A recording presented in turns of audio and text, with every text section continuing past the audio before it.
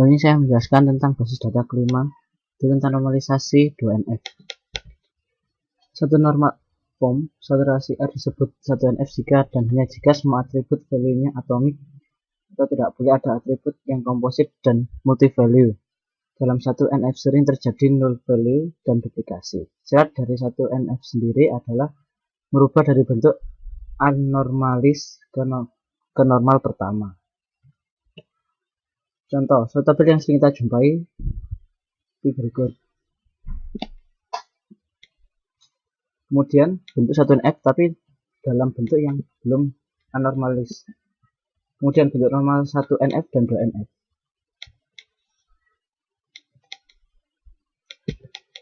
Contoh lain dari 1NF adalah seperti ini. Suatu normal tabel biasa. Ini kan masih 0. Kemudian dibentuk ke bentuk 1NF. Tapi di sini terdapat duplikasi.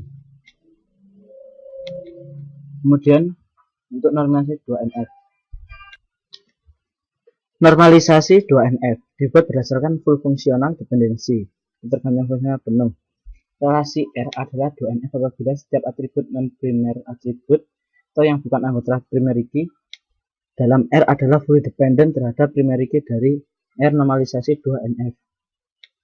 Terjadi jika tabel berada dalam bentuk normal pertama dan setiap atribut bukan kunci tergantung penuh pada kunci primer, sehingga tidak ada atribut bukan kunci yang bergantung pada sebagian kunci primer.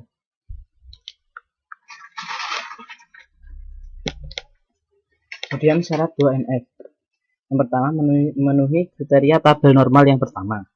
Kemudian, di dalam tabel tersebut tidak ada redundansi atau pengulangan data dan null value. Field yang bukan primary key adalah full dependent atau bergantung penuh pada primary key. Kemudian contoh 2NF. Yang di atas adalah contoh tabel 1NF yang sudah normal. Kemudian dalam bentuk normal kedua, tabel tersebut dipecah menjadi dua, di mana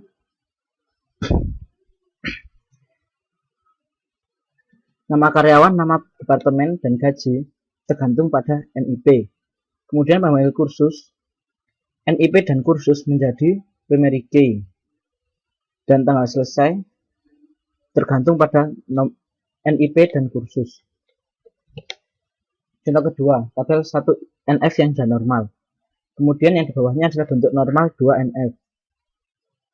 Tabel 1NF normal dan terdapat redundansi yaitu pengulangan. Nah, di bawah untuk menghilangkan duplikasi tersebut dipecah menjadi dua,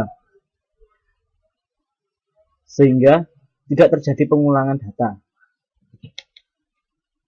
Contoh ketiga, suatu format tabel 1NF yang ada di atas itu kemudian dipecah menjadi dua, karena di sini nama itu bisa double yang ada di atas itu dipecah, karena yang berbeda itu hanyalah alamatnya. Jadi alamat dan NIS itu dijadikan sebuah primary key, dimana jika NIS dan alamat itu ada yang sama itu nggak bisa. Yang bisa sama itu cuman NIS-nya aja.